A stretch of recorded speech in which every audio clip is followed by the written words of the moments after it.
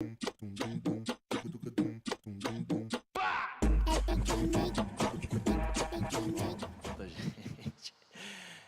Obrigado pelo convite. É um prazer estar aqui apresentando uma série de trabalhos aqui no Rio de Janeiro novamente. E, enfim, eu vou mostrar para vocês aqui uma série de trabalhos que eu realizei nos últimos 4 anos. A gente pode ir para o próximo slide que eu vou apresentar. Ah, tá. Só o verde. Ok.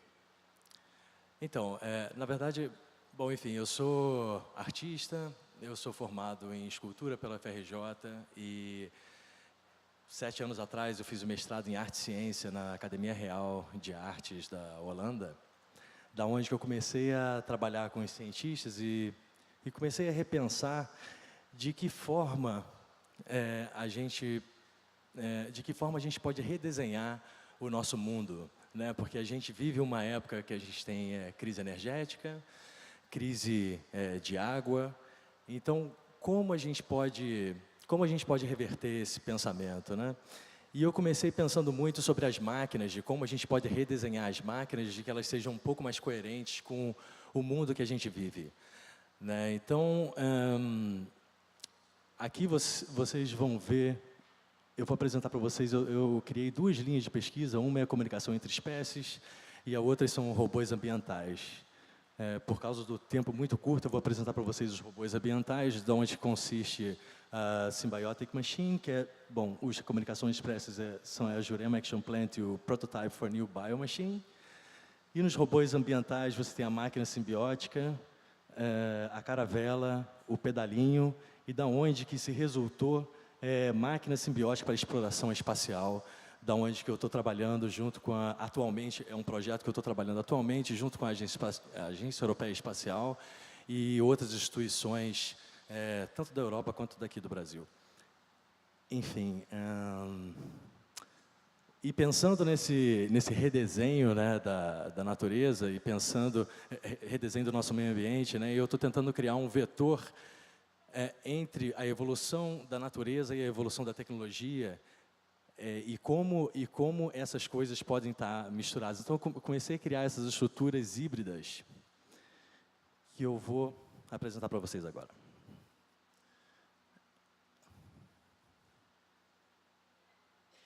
Aponta para onde isso? Qualquer lugar?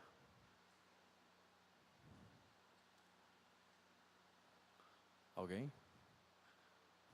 Ah, tá. Desculpa. Eu vou passar esse aqui também.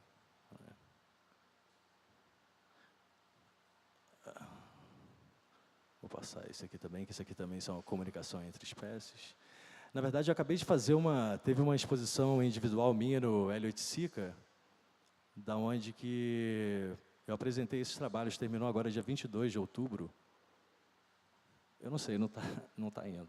Demora um pouco.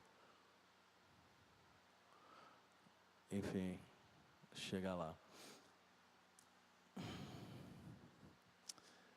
Eita.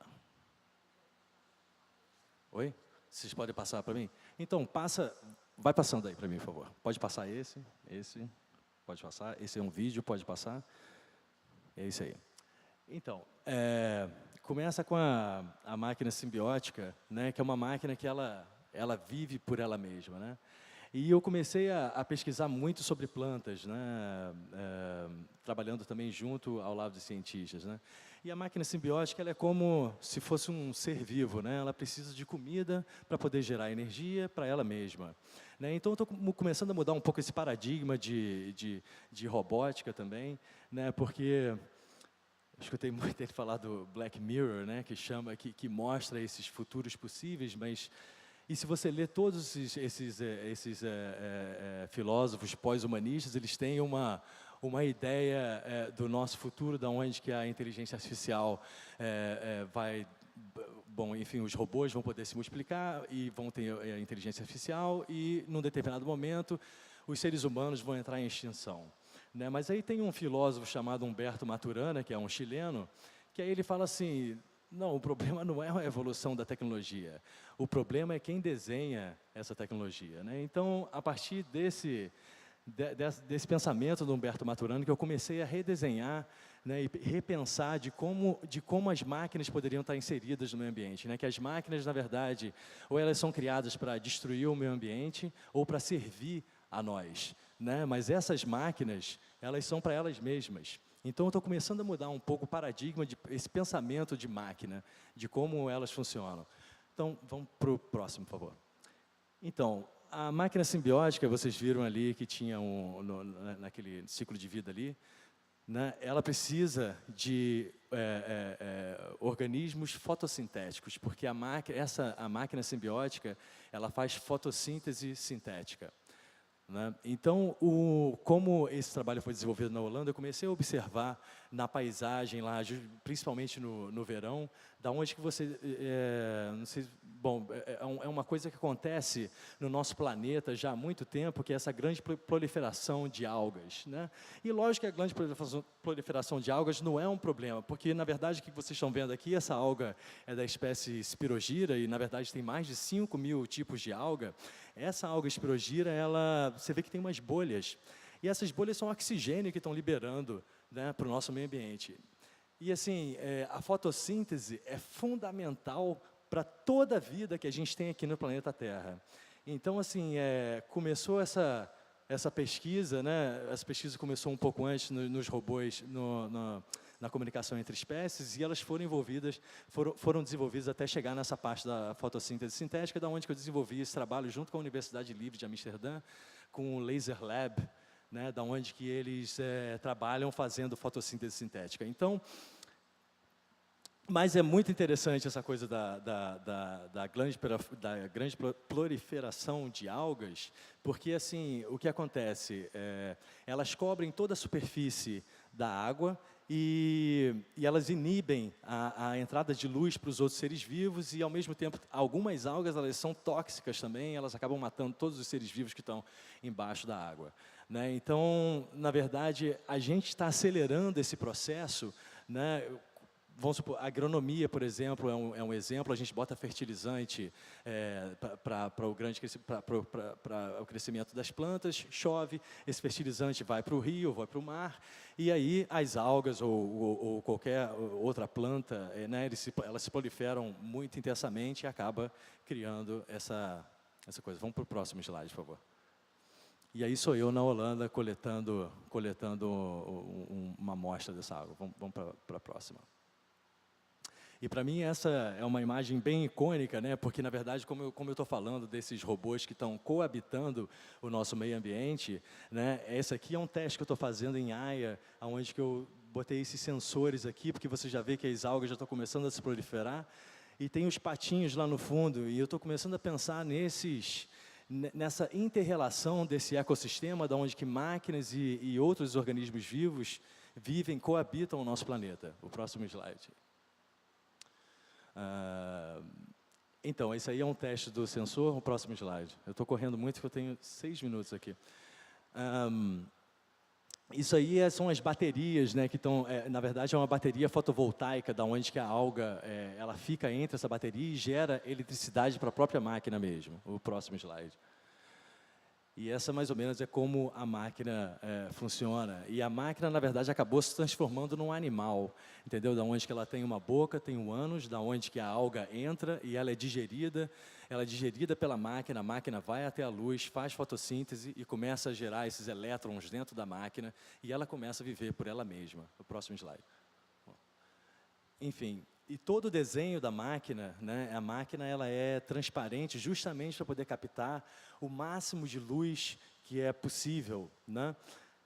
E você vê que dentro dela, né, tem essas estruturas mais douradas que são as baterias. E a máquina tem esses tentáculos, da onde que ela vai andando, ela vai nadando, né, vai flutuando sobre a superfície da água e ela vai sentindo aonde que tem algas. E ela faz uma comparação entre sensores, fala, opa, tem mais aqui.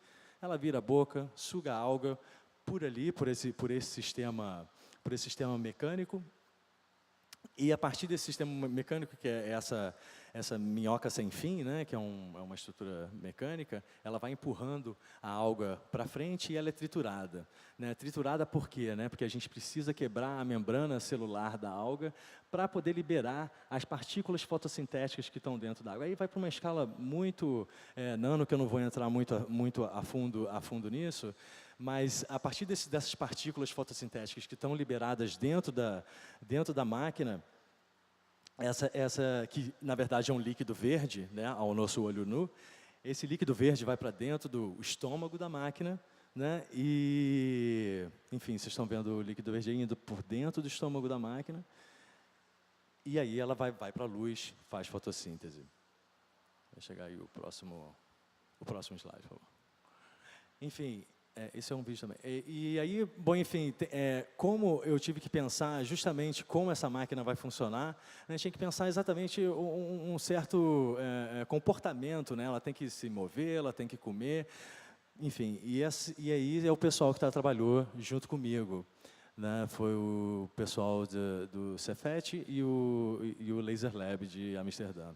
Então, essa máquina ficou durante 2 meses nadando no Amstel Park, em Amsterdã, e o parque é muito interessante porque o parque ele tem uns animais meio estranhos, assim, tem um canguru albino, tem uma outra coruja, e ao mesmo tempo você podia ver essa máquina, né, vivendo ali dentro dessa glass house, né, que é uma casa de vidro, que agora é um espaço expositivo.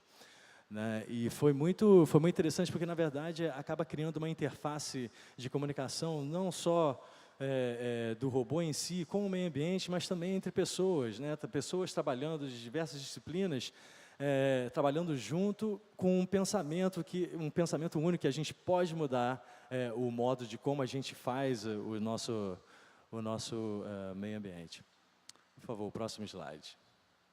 Mas aí, como essas máquinas elas têm que se evoluir, né, eu comecei a pensar como essa máquina pode evoluir. Então, estudando mais a fundo, né, de como esses excessos de nutrientes, que na verdade faz parte também da agronomia, né, dos fertilizantes, tem umas plantas que elas filtram a água, porque as plantas e bactérias também, elas se alimentam de nitrogênio, fósforo e potássio. O próximo slide, por favor.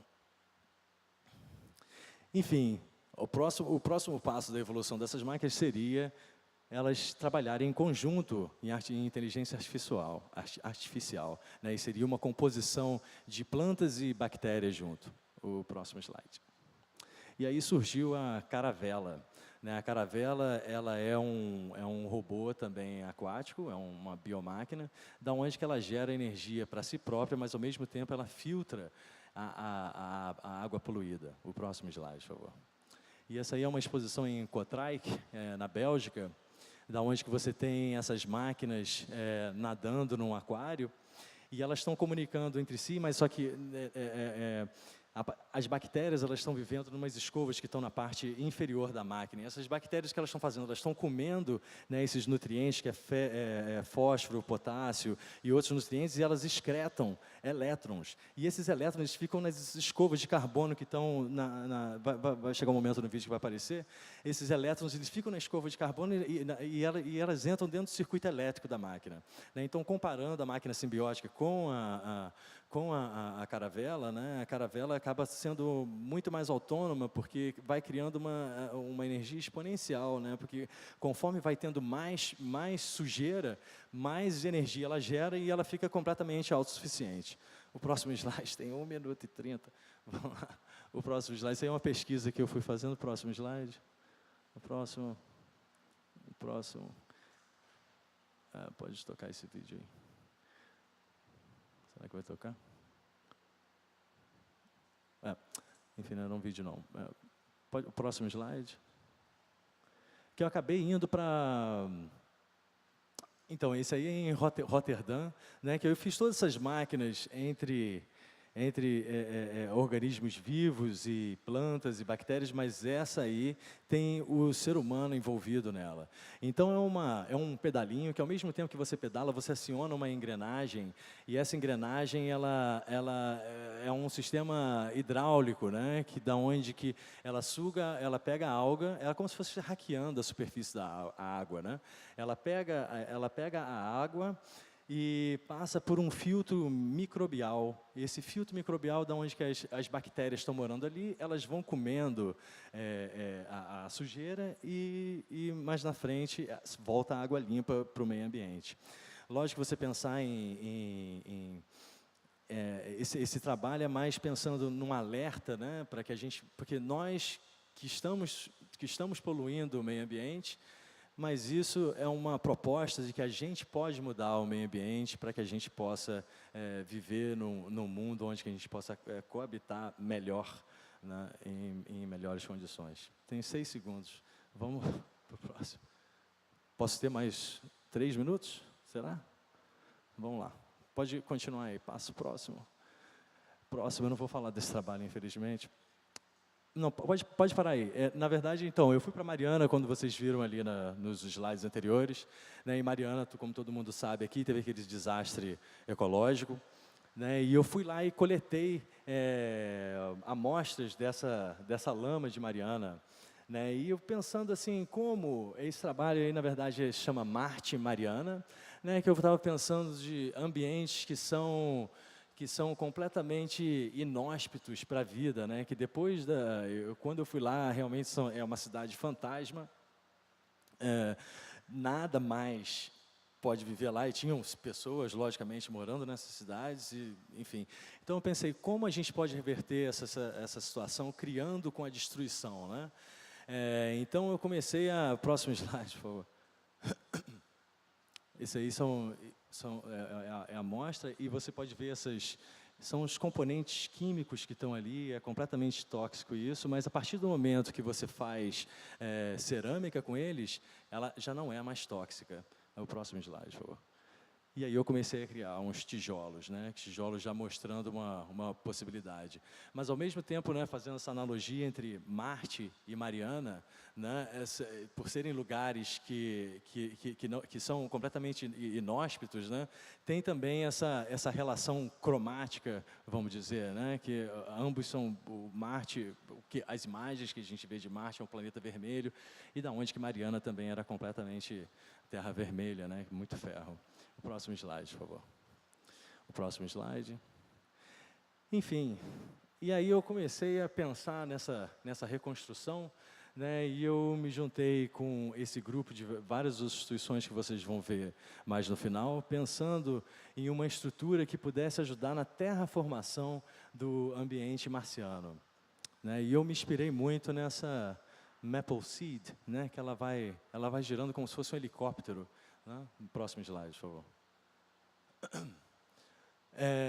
E logicamente, né, conforme a gente vai produzindo as coisas, se a gente for para Marte realmente, a gente não pode produzir a mesma coisa que a gente faz aqui no Brasil, né? No mundo, né? Continuar produzindo as coisas sem pensar numa sustentabilidade, né? Então seria uma estrutura biodegradável, também com um biodomo, né, que da onde que teria esses organismos vivos fazendo fotossíntese e liberando oxigênio para o meio ambiente. O próximo slide, por favor. E seria exatamente isso, as asas se abririam, o próximo. E ela começaria a rotacionar, que ao mesmo tempo elas também estariam gerando eletricidade, né? E ao mesmo tempo também fazendo a fotossíntese sintética. O próximo slide. O próximo slide. E, na verdade, é mais ou menos isso uma bateria, né? Você tem um cátodo e um anodo, da onde que você tem o cobre em cima, que é essa minhoquinha aí em cima, e você tem qualquer outro metal, né? Que nesse caso é ouro, que está embaixo. Então, na verdade, os elétrons, eles preferem ir para o metal mais condutivo. O próximo, por favor. E que dá para fazer também em casa, se você quiser. O próximo. Então, na verdade, eu comecei a especular de como seria essa estrutura, e seria como se fosse um brinquedo, né, que você pudesse montar por você mesmo, e que ajudaria tanto... Mas é uma questão assim, né, por que a gente está pensando em ir para outros planetas, colonizar outros planetas, se a gente está ainda aqui na Terra, que é o único planeta que a gente pode habitar até então, né? Então, seria uma estrutura... O próximo slide, por favor. O próximo... E aí seria mais ou menos uma visualização de como esses drones estariam chegando em Marte e produzindo essa atmosfera, né? O próximo. Mas, ao mesmo tempo, eu pensei também em domos, né? Que esses domos, umas arquiteturas, essas arquiteturas seriam como se fosse a arquitetura em si faria fotossíntese sintética, estaria também produzindo oxigênio para o meio ambiente. O próximo. E aí é um exemplo dessa arquitetura que poderia também ser inserida no nosso planeta, na Terra, né? Então, essa estrutura em lugares isso aí é uma imagem de São Paulo, né? Mas imagina Beijing, tem várias outras cidades no mundo, onde que a qualidade do ar é terrível. O próximo slide.